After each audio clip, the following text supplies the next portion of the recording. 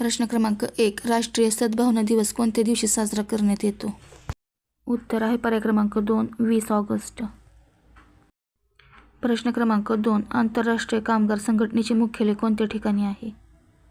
उत्तर आहे पर्याय क्रमांक 2, जिनिव्हा. प्रश्न क्रमांक 3. गुलामगिरी या पुस्तकाचे लेखक कोण आहेत? उत्तर आहे पर्याय क्रमांक 2, महात्मा फुले. प्रश्न क्रमांक 4. आय डिअर हे आत्मचरित्र खालीलपैकी कोणाच्या जीवनावर आहे? उत्तर आहे पर्याय क्रमांक 2, किरण बेदी.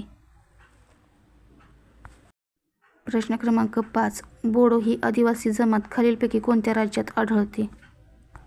उत्तर आहे पर्याय क्रमांक 2, आसाम. व्हिडिओ आवडल्यास व्हिडिओला लाईक, चॅनलला सबस्क्राईब करा.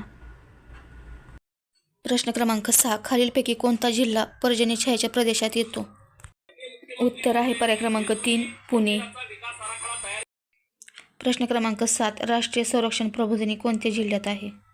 उत्तर आहे पर्याय क्रमांक 2, पुणे. प्रश्न क्रमांक 8. वारली आदिवासींचे मूळ स्थान कोणते? उत्तर आहे पर्याय क्रमांक 4, ठाणे.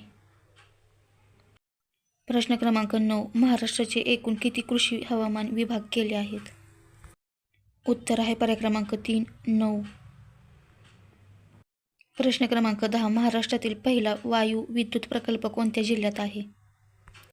उत्तर आहे पर्याय क्रमांक 3, सिंधुदुर्ग. व्हिडिओ आवडल्यास व्हिडिओला लाईक, चॅनलला सबस्क्राईब करा.